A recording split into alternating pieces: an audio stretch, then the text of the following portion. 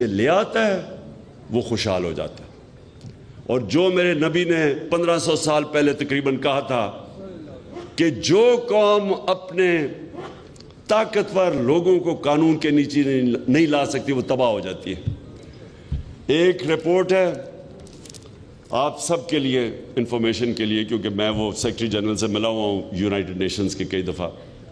اس نے ایک پینل بنائی اور بتایا کہ یہ امیر اور غریب ملکوں کے اندر فاصلے کیوں بڑھتے جا رہے ہیں، کیوں غریب ملک غریب ہوتے جاتے ہیں، امیر ہوتے جا رہے ہیں. انہوں نے 1 سال ریسرچ کی اور یہ ذرا غور سے سنیں ان کی فائنڈنگز کیا تھی. انہوں نے کہا کہ غریب ملکوں سے ہر سال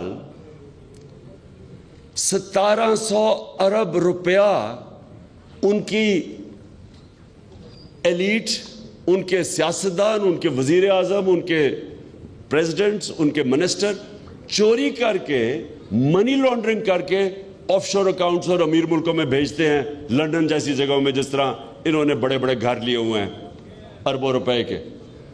تو یہ پاکستان کا صرف مسئلہ نہیں ہے، یہ سارے غریب ملکوں کا مسئلہ ہے. وہاں زرداری اور نواز شریف خاندان بیٹھے ہوئے ہیں جو پیسے چوری کر کے باہر لے کے جاتے ہیں اور قانون ان کو نہیں پکڑتا. قانون صرف وہ جو چھوٹے چور بھرے ہوئے جیلوں میں ان کو پکڑتا ہے، جو میرے نبی صلی اللہ علیہ وسلم نے پہلے سے ہی کہہ دیا تھا کہ قوم آگے بڑی تباہی کی طرف جاتی ہے. آج آپ کے سامنے یہ جو مثال ہے کہ شہباز شریف کو اور حمزہ شریف کو سزا ہونے والی تھی ایف آئی اے کے کیس میں، 24 ارب روپے کی انہوں نے 16 ارب روپے نوکروں کے نام پہ پیسے اکٹھے کیے تھے، جدھر مقصود چپڑاسی کے پاس صرف 4.25 ارب روپے تھے. 375 کروڑ روپیہ ایک چپڑاسی کے نام پہ آئے تھے جس کی 15,000 روپیہ تنخواہ تھی، چوری کا پیسہ تھا. تو جب اس کو سزا ہونے لگی وہ اس کو پرائم منسٹر بنا دیا گیا. تو میرے وکلا یہ غور سے سن لیں، یہ جو ہوا ہے ہمارے ملک سے یہ ایٹم بم سے زیادہ تباہی ہے. کیونکہ اگر آپ نے صرف غریبوں کو جیلوں میں ڈالنا ہے، غریب کی چوری کتنی ہوگی؟ بھینس چوری کر لی، موٹر سائیکل یہ کر لیا، وہ کیا کتنی چوری کر لے گا وہ؟ زیادہ سے زیادہ پیسے زمین اپنے گھر کے اندر اپنے بسترے کے نیچے دبا دے گا. لیکن یہ جو اربوں روپے کی چوری ہے سیدھے ملک سے باہر جاتی ہے، کیونکہ ملک میں پیسہ نہیں چھپتا، ڈالر لے کے باہر بھیجتے ہیں، اس کے اوپر روپے پہ پریشر پڑ جاتا ہے، آپ کی کرنسی گرتی ہے، ہر چیز مہنگی ہوتی ہے، غربت آ جاتی ہے. اسی لیے سارے ملک دنیا میں غریب ہیں، کیونکہ طاقتور کی چوری وہ نہیں روک سکتے. اور جو امیر ملک ہیں، اب سوئٹزرلینڈ میں کیا ہے، میں بار بار مثال سوئٹزرلینڈ کی کیوں دیتا ہوں، میں کئی دفعہ گیا ہوں سوئٹزرلینڈ. آپ یقین کریں ان کے پاس پہاڑ ہے اور ان کے پاس کچھ نہیں ہے. میں آپ کو یقین دلاتا ہوں کیونکہ میں نے سوئٹزرلینڈ بھی گیا ہوں اور میں سارا اپنا یہ پختونخوا کے اور ناردرن ایریاز دیکھے ہوئے ہیں. جو خوبصورتی اس اللہ نے اس ملک میں پہاڑوں کی خوبصورتی دی ہے میں نے دنیا میں نہیں کہیں دیکھی. لیکن سوئٹزرلینڈ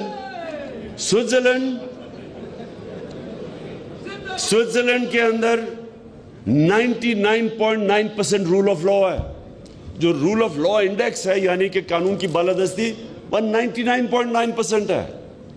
اور آپ مسلمان ملکوں کا دیکھیں جو کہ ہم ہیں اس عظیم نبی صلی اللہ علیہ وسلم کی امت جن کا حکم ہے رول آف لا قائم کرو، مسلمان ملکوں کا 20% سے بھی کم ہے رول آف. اور یہ جو کرنے جا رہے ہیں آپ، یہ جو چور اوپر بٹھا دیے ہیں، یہ رول آف لا کی دھجیاں اڑیں گی. اب پہلے آتے ساتھ ہی ایف آئی کے وہ آفیسرز کو ریموو کیا.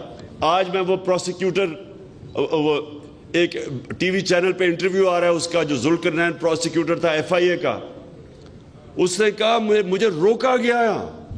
ابھی ہماری حکومت تھی، سوچیں حکومت میری ہے اور پروسیکیوٹر کو روکا گیا شہباز شریف کے کیسز کے اوپر. اس نے انٹرویو دیا. ابھی کس نے روکا اسے؟ میں چیف ایگزیکٹو تھا. یہ روک کون رہا تھا اس کو روکا گیا. ان کے اوپر کیس نہیں کرنے دیے، ان کو بچایا گیا اور پھر ان کو اوپر مسلط کیا اور اس نے اوپر آ کے کیا کیا؟ سب سے پہلے ایف آئی اے کا صفایا کیا. جو لوگ انویسٹیگیٹ کر رہے تھے ان کو فارغ کر دیا. وہ جو ڈاکٹر رضوان ہے اس نے اس کا بھی مینشن کیا, اس کے اوپر پریشر ڈالا.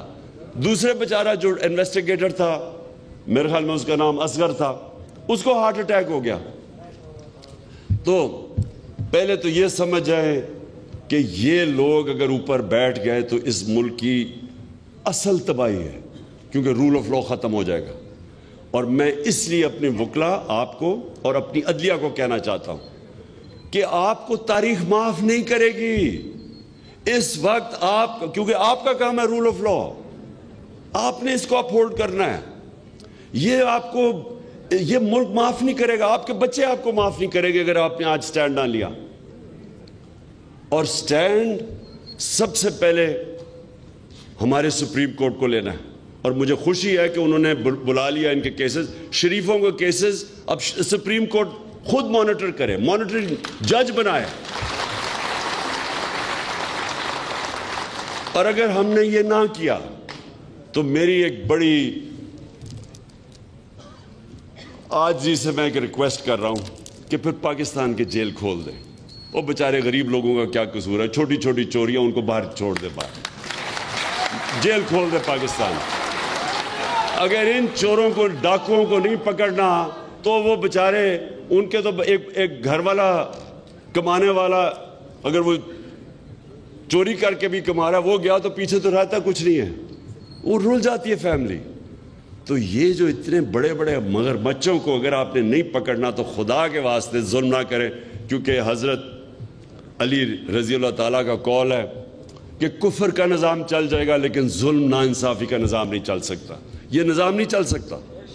اس لیے میں آپ کو بتاؤں کہ میں اب پہلے تو اپنے سپریم کورٹ کے پاس ہم نے انشاءاللہ کل ہمارا کیس لگے گا وہاں, اور ہم ان سے سپریم کورٹ سے اب رولنگ لے رہے ہیں کہ بتائیں کہ ہمارا ڈیموکریٹک رائٹ ہے یا نہیں پرامن احتجاج کا.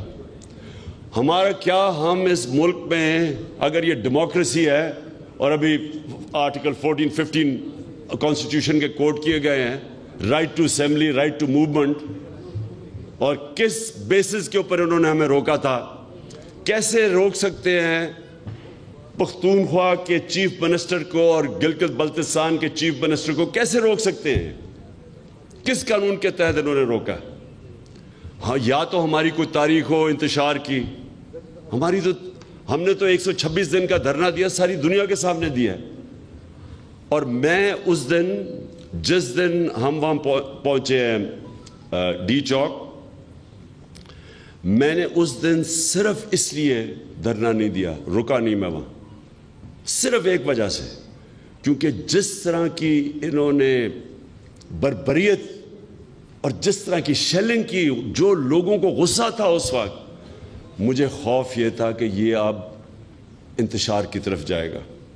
انہوں نے وہاں لڑائی ہونی ہے, وہاں خون ہونا ہے, لوگوں نے مرنا ہے, پولیس کے خلاف مزید نفرت بڑھے گی, پولیس کے خلاف اور جو انہوں نے پنجاب پولیس سے کروایا اس کے خلاف نفرت بڑھے گی, فوج کے خلاف, کیونکہ رینجرز نے بھی وہاں شیلنگ کی تھی. میں اپنے ملک کو یہ نہیں چاہتا تھا کہ تقسیم ہو, انتشار ہو, بٹے, دشمنوں کا فائدہ ہو. اس لیے میں نے فیصلہ کیا کہ جدھر میں آج پہنچ گیا ہوں, اگر میں اس سے آگے گیا تو میرے ملک میں تباہی مچے گی. اس لیے میں رک گیا. تو میں آج سپریم کورٹ کو کہہ رہا ہوں کہ ہمیں رولنگ دیں, آپ ہمیں رولنگ دیں کہ